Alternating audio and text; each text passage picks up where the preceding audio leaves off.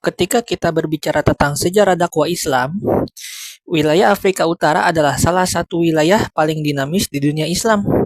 Dari tradisi tarekat sufi, perjuangan melawan kolonialisme, gerakan pembaruan, hingga dakwah digital di masa kini. Semuanya membentuk perjalanan panjang yang menarik. Dalam video ini, kita akan membahas secara singkat bagaimana perkembangan dakwah Islam di Afrika Utara mulai dari abad ke-18 hingga era kontemporer di abad ke-21 saat ini.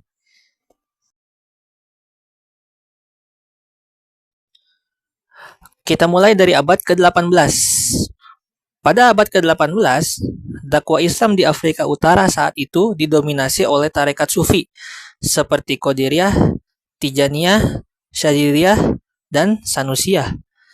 Zawiyah atau semacam pondok pesantren lokal menjadi pusat dakwah, pendidikan Al-Quran, dan bantuan sosial. Pada saat itu, dakwah difokuskan pada penguatan akhlak, zikir, dan pembinaan masyarakat. Tokoh-tokoh sufi saat itu bukan hanya berperan sebagai guru agama, tapi mereka juga menjadi pemimpin sosial. Mereka memperkuat identitas Islam di masyarakat di tengah situasi politik yang saat itu tidak stabil. Memasuki abad ke-19, hampir seluruh Afrika Utara jatuh ke tangan kolonial, seperti Prancis yang menguasai Aljazair, Tunisia, dan Maroko, Inggris yang menguasai Mesir, dan Italia yang saat itu menyerbu Libya. Dalam kondisi ini, dakwah pun mengalami peralihan fungsi. Pertama, menjadi perlawanan spiritual dan militer.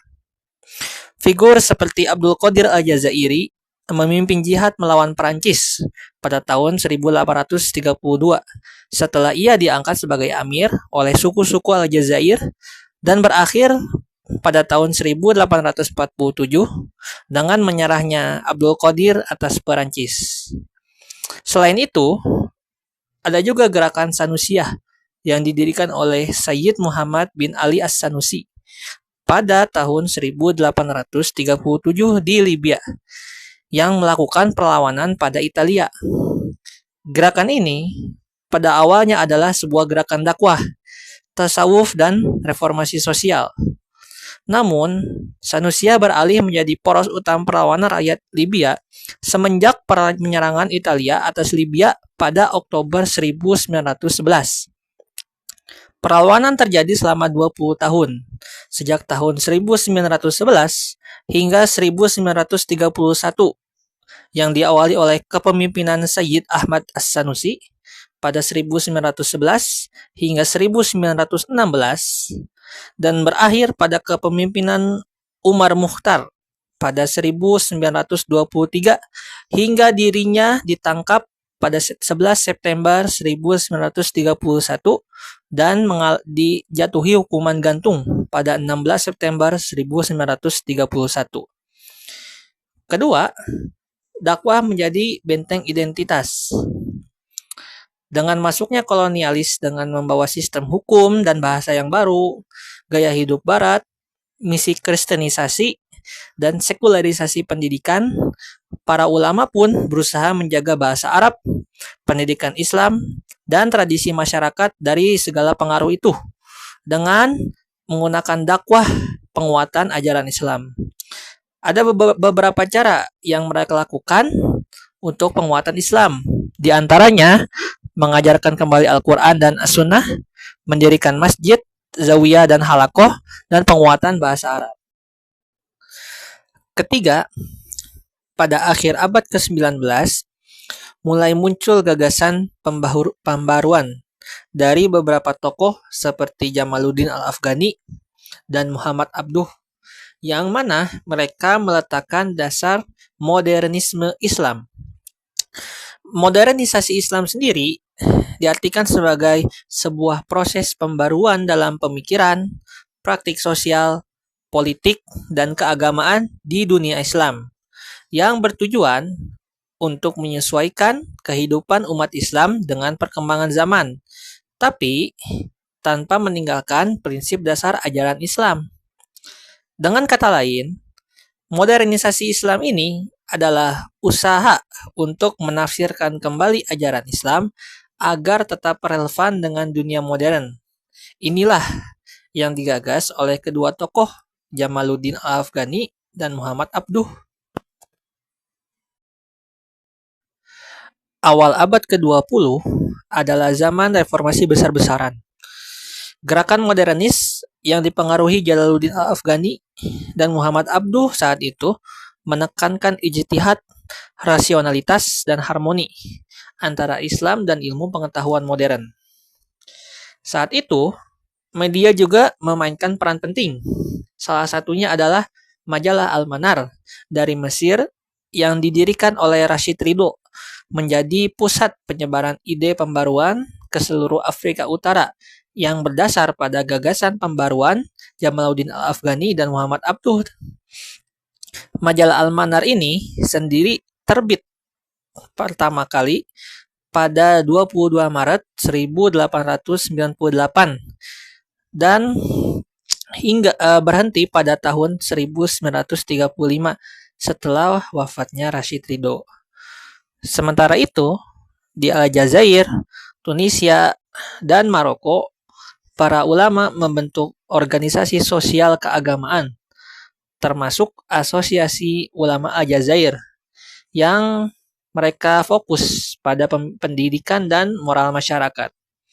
Pada masa ini, dakwah tidak hanya berbentuk ceramah, tetapi menjadi gerakan intelektual dan sosial yang memperkuat identitas umat Islam.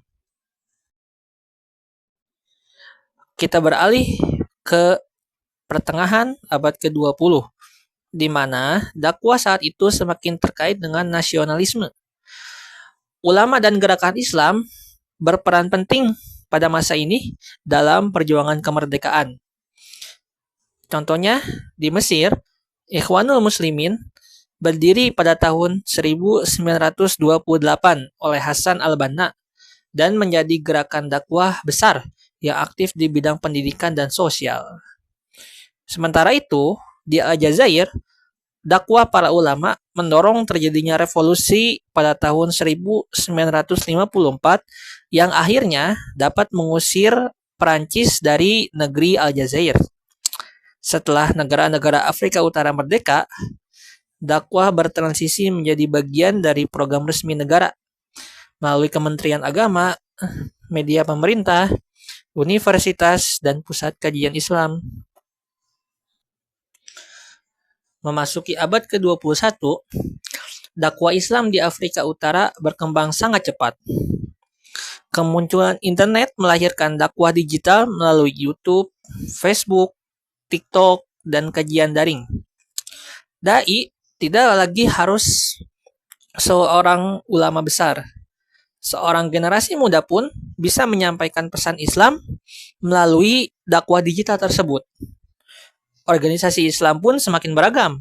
Ada gerakan Salafi, gerakan moderat, tarekat Sufi yang kembali populer, hingga gerakan politik Islam seperti Ennahda di Tunisia.